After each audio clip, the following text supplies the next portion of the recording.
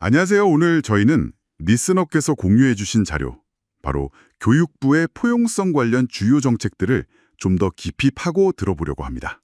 네, 안녕하세요.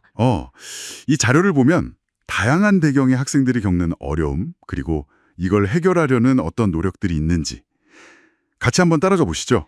네, 이 자료가 통합교육부터 시작해서 다문화, 또 특수교육에 필요한 학생들, 그리고 최근에 좀 이슈가 되는 경계선 지능 학생 지원까지 교육 현장의 정말 다양한 지점들을 다루고 있더라고요. 맞아요. 각 정책들이 어떤 문제를 딱 짚어내고 있는지, 그리고 그걸 해결하기 위한 개선 계획은 구체적으로 뭔지, 이건 좀 연결해서 보는 게 중요할 것 같아요. 네네. 결국 이런 정책들이 진짜 교육 기회 균등에 어떻게 기여하려고 하는 건지 그걸 이해하는 게 오늘 저희의 목표겠죠? 좋습니다. 그럼 바로 시작해 볼까요? 먼저 장애 및 특수교육 요구 학생 관련 내용부터 좀 보죠. 네. 통합교육, 이게 현장에서 참 쉽지 않다고들 하는데 자료에서도 장애 학생 비율이 높은 일반 학교에는 지원 인력이 부족하다. 그래서 개별 학생 지원이 좀 미흡하다. 이런 문제가 지적됐네요. 네, 맞아요. 그게 가장 큰 문제점으로 지적됐죠. 그래서 교육부에서는 그 해결책으로 일단 특수교사를 더 늘리고요. 아, 교사 증원. 네. 그리고 통합학급에는 보조 인력을 배치하는데 이걸 학급당 최소 1명 이상 두는 걸 목표로 해서 좀 지원을 강화하겠다. 그래서 학습권을 보장하겠다. 이런 계획입니다. 이게 이제 주요 개선 수단인 거고요. 그렇군요. 인력 지원이 핵심이네요. 그럼 특수교육의 조기 지원, 이건 어떤가요? 학습장애 가능성 있는 학생들을 좀 일찍 발견해서 도와줘야 하는데 그럴 만한 진단 시스템 자체가 좀 부족했다. 이게 문제의 원인으로 꼽혔고요. 네, 맞습니다. 진단 시스템 부재가 근본적인 원인이었죠. 그래서 개선 방향은 조기에 선별할 수 있는 도구를 좀 개발하고 또 관련 전문 인력도 더 많이 양성해서 지원 시기를 좀 앞당기자 이겁니다. 아, 시스템 구축이군요. 네, 그리고 이제 구체적인 추진 방향으로는 각 시도별로 진단 지원 센터를 더 늘리는 것도 계획에 포함되어 있고요. 그렇군요. 그럼 진로 지도 쪽은요? 특수교육 대상 학생들이 대학을 가거나 할 때 상담 기회 같은 게 좀 부족하다는 지적도 있었는데요. 네, 그것도 현실적인 어려움이죠. 이 부분은 학생 개개인에게 좀 맞춤형으로 진로 상담을 제공하고 대학이랑 연계해서 예를 들면 캠퍼스 투어나 뭐 선배 멘토링 같은 거요. 아, 직접 경험해 보는 거네요. 그렇죠. 그런 직업 탐색 기회를 만들어서 실질적으로 좀 대학 진학 가능성을 높여보자 이런 방안을 추진 중입니다. 네. 그리고 경계선 지능 학생, 이 학생들에 대한 이야기도 나오죠. 공식적인 특수교육 대상은 아닌데 학습에 어려움이 있어서 지원이 필요한 학생들이잖아요. 맞아요. 근데 이 학생들을 위한 공교육 지원 체계가 사실상 없었다. 이게 문제로 떠올랐어요. 네, 맞습니다. 어떻게 보면 좀 사각지대에 있었던 거죠. 그래서 이 학생들을 위해서 전담 프로그램을 좀 운영하고 필요하면 전문 상담이나 치료까지 연계하는 시스템을 구축하자. 치료 연계까지요. 네, 그래서 공교육 안에서 이 학생들도 지원을 받을 수 있게 하자.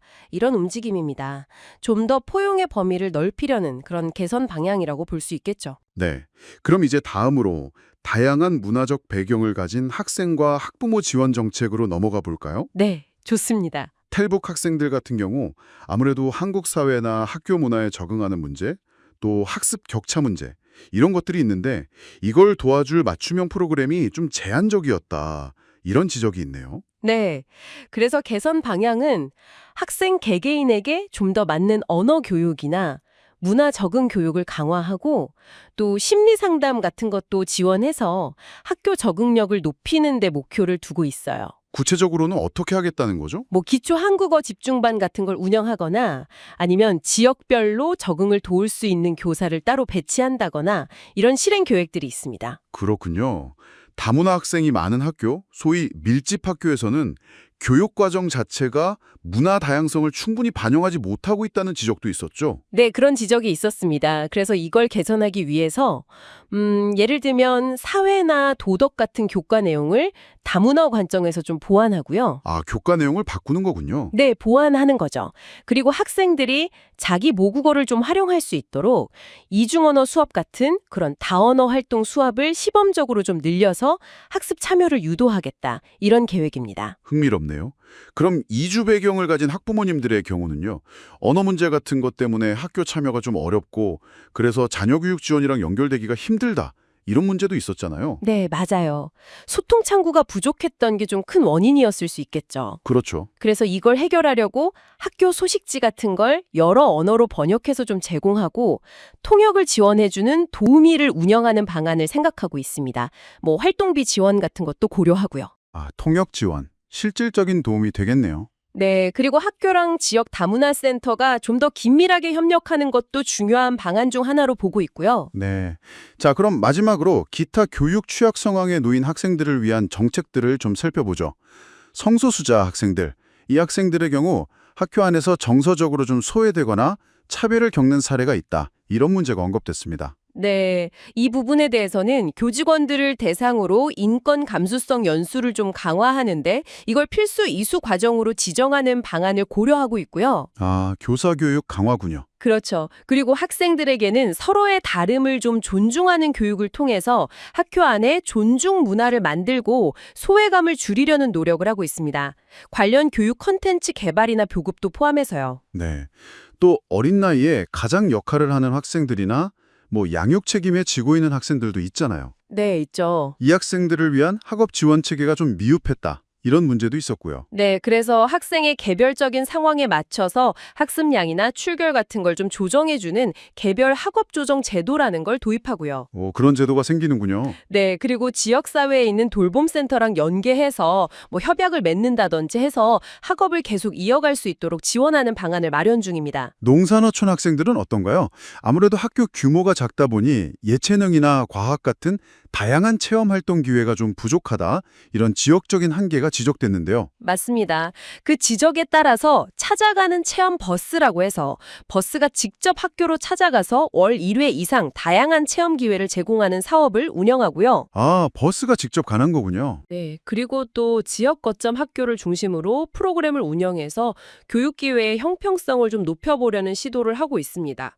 물론 지자체랑 협력해서 예산을 확보하는 것도 중요한 과제고요. 네, 오늘 이렇게 교육부가 정말 다양한 이유로 어려움을 겪는 학생들을 포용하기 위해서 어떤 고민들을 하고 있고 또 어떤 구체적인 계획들을 세우고 있는지 쭉 살펴봤습니다. 문제점을 진단하고 이걸 해결하기 위한 실행 방안까지 마련하려는 노력이 상당히 엿보이네요. 네, 그렇죠. 근데 이제 가장 중요한 건 이런 계획들이 그냥 서류상에만 머무는 게 아니라 실제 학교 현장에서 제대로 작동해서 정말 긍정적인 변화를 만들어내는 거겠죠. 맞아요. 실효성이 중요하죠. 네, 결국에는 이런 시스템적인 지원을 통해서 모든 학생들이 정말 동등한 출발선에서 자기 잠재력을 마음껏 펼칠 수 있는 환경, 이걸 만드는 게 최종 목표가 아닐까 싶습니다. 네. 리스너께서도 오늘 저희가 나눈 이 내용들을 들으시면서요. 이런 좋은 취지의 정책들이 실제 학교 현장에서 잘 뿌리내리고 실질적인 변화를 이끌어내려면 가장 중요하게 고려되어야 할 점이 과연 무엇일까 한 번쯤 생각해 보시는 것도 의미가 있을 것 같습니다.